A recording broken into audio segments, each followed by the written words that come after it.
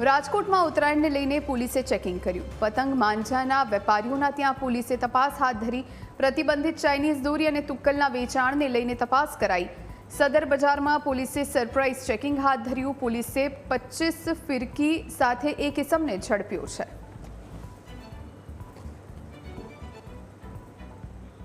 તો પોલીસે 25 ફિરકી અને એક સાથે પતંગના જથ્થા સાથે એક વ્યક્તિને ઝડપ્યો છે। ચાઇનીઝ દોરી પર પહેલેથી પ્રતિબંધ છે અને તેમ છતાં કેટલાક લોકો ચાઇનીઝ દોરીનું ગેરકાયદે વેચાણ કરી રહ્યા છે। સંવાદદાતા ઋષિ ફોનલાઈન પર જોડાયા છે।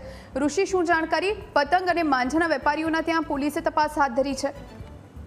રાજકોટ શહેરમાં રાજકોટ ક્રાઇમ બ્રાન્ચ તેમજ એસઓજી દ્વારા તપાસ હાથ ધરવામાં આવી છે, જેમાં ચાઇનીઝ દોરી અને તુક્કલ વેચનાર લોકો પર અત્યારે તવાઈ બોલાવવામાં આવી રહી છે। ખાસ રાજકોટની સૌથી મોટી બજાર એટલે સદર બજારમાં જે રીતે ચેકિંગ હાથ ધરવામાં આવ્યું હતું, તેમાંથી એક વ્યક્તિ 30થી વધુ ચાઇનીઝ ફિરકી સાથે એટલે કે દોરી સાથે તે ઝડપી પાડવામાં તેને આવ્યો છે। પોલીસ દ્વારા સખ્ત સૂચના આપવામાં આવી છે કે પ્રતિબંધિત ચાઇનીઝ દોરી અને તુક્કલ વેચશો નહીં, જો વેચશો તો કડક કાર્યવાહી માટે પણ તૈયાર રહેશો। ખાસ જે પક્ષીઓ છે તેને પણ સૌથી મોટું નુકસાન થતું હોય છે અને લોકોના ગળા કપાવવાની ઘટના પણ ચાઇનીઝ દોરીઓને કારણે સામે આવતી હોય છે, ત્યારે લોકોને પણ આ ચાઇનીઝ દોરી ન ખરીદવા માટે તંત્રએ અપીલ કરી છે। જી ઋષિ, આભાર આપનો જાણકારી આપવા માટે।